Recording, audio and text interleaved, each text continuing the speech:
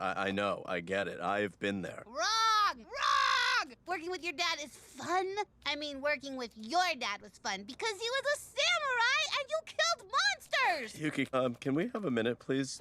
Look, Louise, she obviously doesn't want to reconnect with her father. We should call off the screening. What? No way! We need to get her butt into that theater so she can apologize to Koji. I think it's more like Kojima needs to apologize to Yuki for driving her away. Yuki didn't want his life, Louise. So we're in agreement. We're not gonna tell her that her dad's here. Wait, what? We're gonna trick her. We are? Shh, shh, shh. Here she comes. So, about that film festival, can we put you down as a yes? I'm not so sure. Yuki, come on, Yuke. Just say yes. Imagine a packed theater of your adoring fans all there for you. Just you. No Hawk. It'll be Chicks Night. Ah, we love you, Yuki.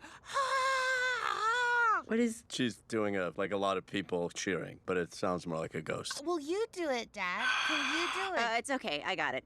I guess that could be fun. All right, what the hell? I'll go. Great. Great!